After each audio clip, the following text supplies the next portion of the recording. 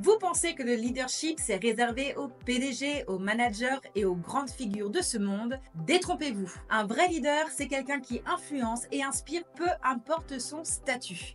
Et devinez quoi? Ça commence dans votre tête. Aujourd'hui, je vais vous montrer comment changer votre mindset pour revendiquer votre leadership dès maintenant.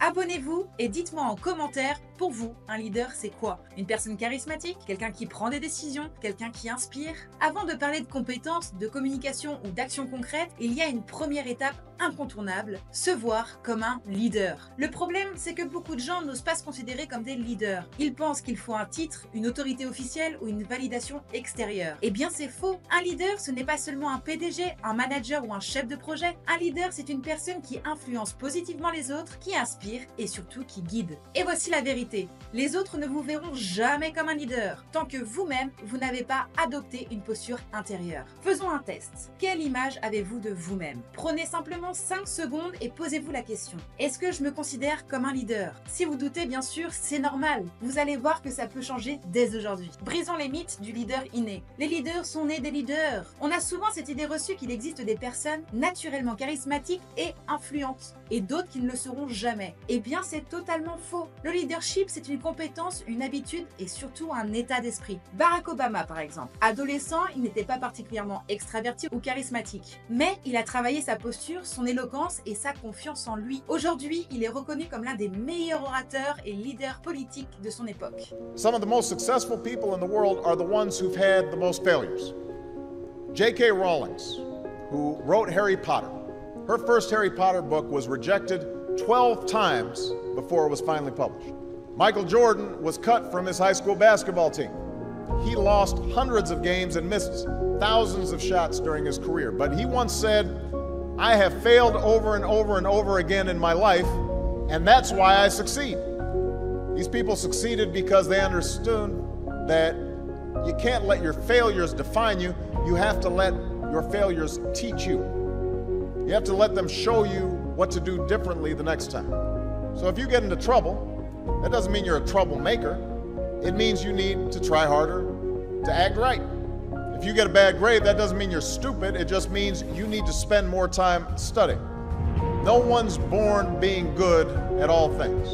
You become good at things through hard work.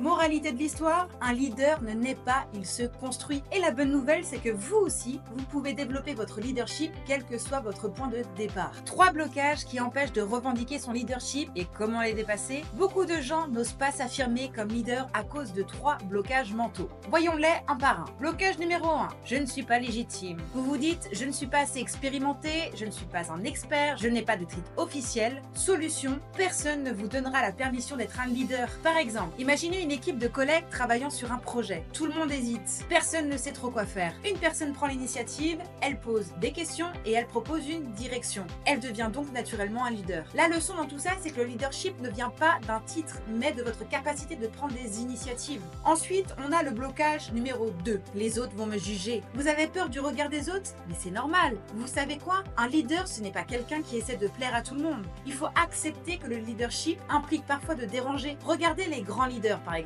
Steve Jobs, il était critiqué pour ses idées, mais il a révolutionné le monde avec Apple. Elon Musk, il se fait souvent attaquer, mais il continue d'innover. Avoir un impact signifie parfois affronter l'inconfort. Et posez-vous donc la question, est-ce que je préfère être apprécié par tout le monde ou avoir un vrai impact? Le blocage 3, c'est je ne suis pas assez confiant. Vous vous dites, je me sens pas prêt. La confiance ne vient pas d'avant l'action, mais vient avec l'action. Par exemple, imaginez que vous apprenez à nager. Vous pouvez regarder des vidéos, lire des articles, mais tant que vous ne vous jetez pas à l'eau, vous n'apprendrez jamais. Maintenant, appliquez la règle des 5 secondes. C'est que dès que vous ressentez une hésitation pour prendre la parole ou agir, comptez mentalement 5, 4, 3, 2, 1 et faites-le. C'est un exercice pratique pour développer votre mentalité de leader. Maintenant que vous comprenez que le leadership est une question de mindset, il est temps de l'appliquer. Voici 3 exercices simples pour commencer à revendiquer votre leadership dès aujourd'hui. Exercice numéro 1, changez votre dialogue intérieur. Par exemple, tous les matins, devant un miroir, répétez ces affirmations à voix haute. Je suis un leader, j'ai des idées de valeur et je prends des décisions avec confiance. Pourquoi? Parce que les mots influencent votre état d'esprit. Plus vous vous conditionnez positivement, plus votre cerveau l'intègre. Exercice numéro 2,